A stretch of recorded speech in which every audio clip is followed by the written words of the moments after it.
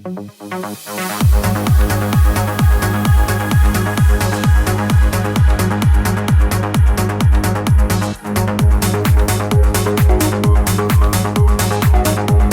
when you first started, how many machines did you start off with? And which one? The MT20018S. So how long did it take you to scale up from that? 3 months. I got another machine. 6 months later, I got another machine. Same ones. And then I also have the Luminaris. Oh, all using the Ricoma products. That's nice. Good morning, guys. It's 6 o'clock in the morning, and we are going to be taking the Bright Line all the way to Orlando to the PGA show. Let's go take a ride.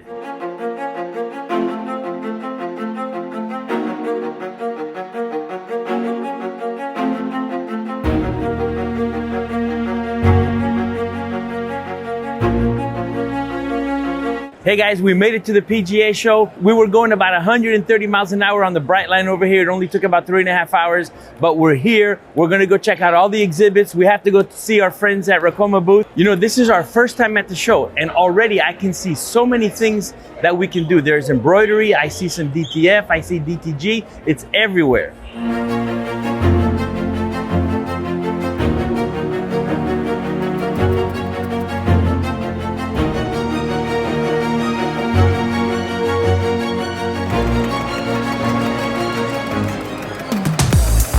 All right, 6643, there we are. What's up, guys? Hey, what's going on? Hey.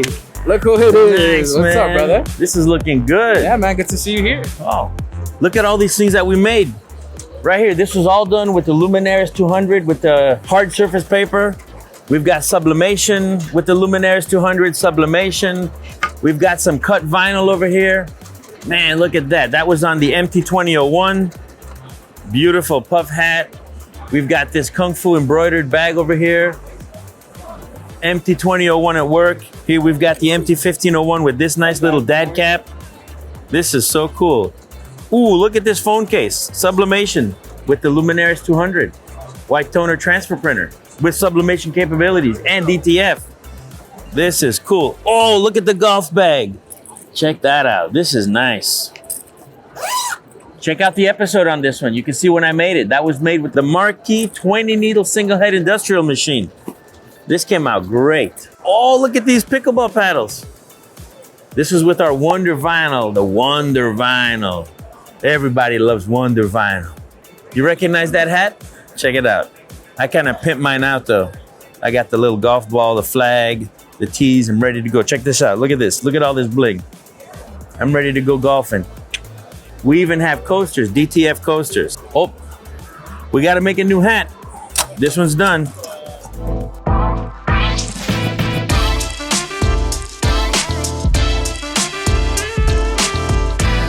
Here we have Ricoma's very own Vision DTG and DTF printer. You can print directly on the garment, or you can transfer it onto a film and then heat press it later on and store it.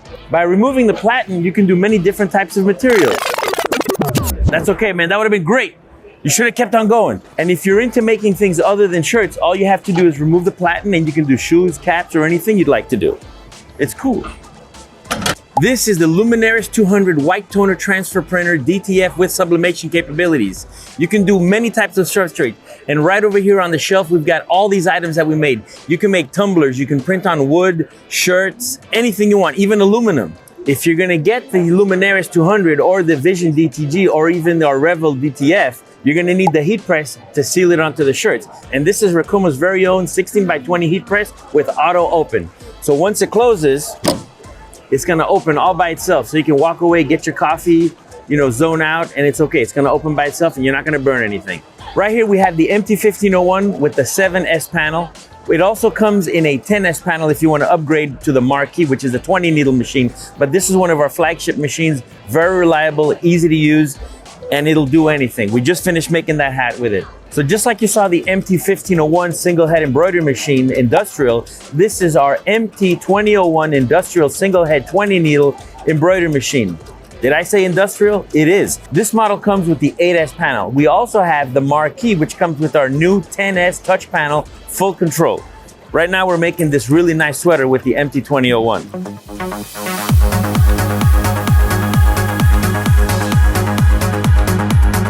So we're here at the PGA show, and I'm here with Brian Lamb. And it just so happens that Brian Lamb has a bunch of our machines. We just found this out. It's kind of cool. So Brian, give me a little bit of background about what you do. So I do embroidery, specializing in the golf industry. We started targeting country clubs first, and then we got expanded a little bit and caught up with Swing Control, a brand name clothing manufacturer in the industry.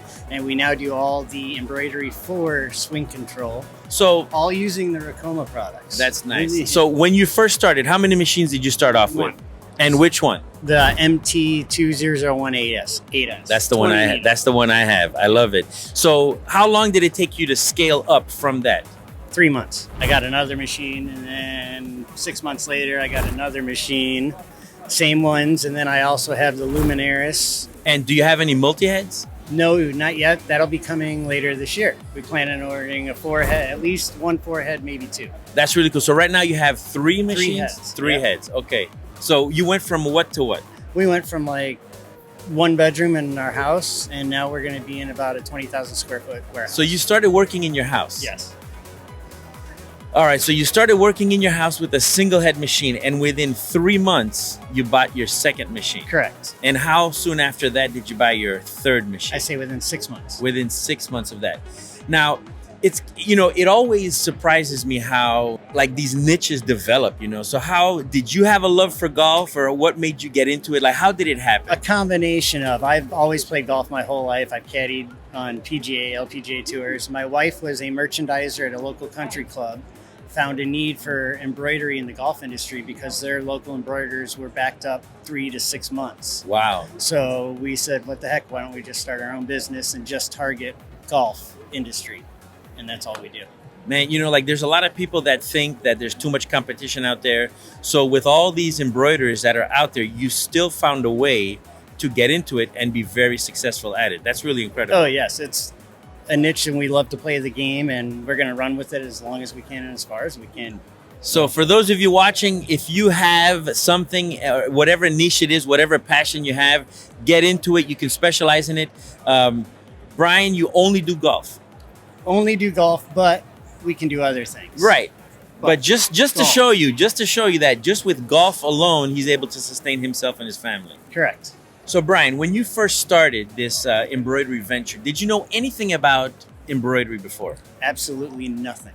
Didn't know stitch counts, didn't know DST files, didn't know machines, didn't know multi-heads, needles, anything. So tell me, how did you overcome that hurdle?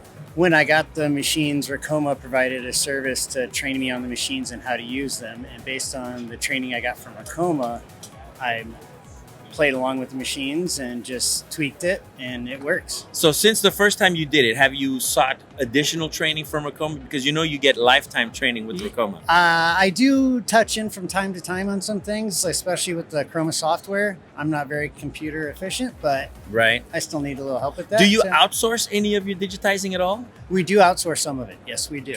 So for those complicated designs that you just don't feel like spending your time, you'll just outsource those, right? Outsource them, yes. And so what do you mostly do? Like names? You kind of keep it simple a little bit? No, I do logos, like club logos. Okay. Like for country clubs, they want their brand, their clubs shown, so I'll do the DST file for that. Okay, that's nice. Yeah. That is cool. Anyway, Brian, thank you so much, man. Thank you, Carl. And I really Pleasure. appreciate that you're one of our great customers, and this is a great story. Thank And, I wish you the best of luck, and, good luck on your multi-head purchase. Thank you very much. We'll always be using Ricoma. They're That's great products. awesome, man. So thank you very much. You heard it right here at the PGA show. Thank you, Brian. Thank Appreciate you. it. Appreciate you. Have a good one. You too. So in addition to embroidery, we're going to walk around the show floor and see what else we can find that people are doing with their either DTF, DTG. So let's take a look. I've already seen so many examples of embroidery that it's crazy. Look at this. Embroidery.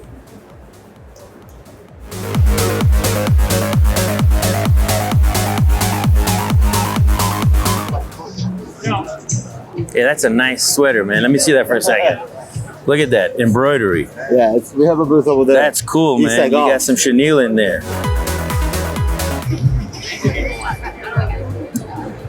Puff embroidery. That's DTF right there. What does that Nice, mean? right? Direct to film printing, man. And there's some embroidery. But you know, it's funny. This is actually, so this was just one of my samples that I had made just for me. Yes. And this is actually supposed to be jacquarded into the cashmere. But this was just one of my samples that I decided to wear. I didn't want this printing over cashmere, of course. So then with this, and you have a little embroidery on the bottom. Yeah. So this is a mixed media thing right here. This is printed. Okay. DTF probably. This one is embroidered. And I think this one was done pre-manufactured because you don't feel the inside of it. So all this is pre-manufactured embroidery. Do you guys have, you guys have a reputation of being really hard to embroider. Yeah, sure. Do you guys have any thoughts on making them easier to embroider?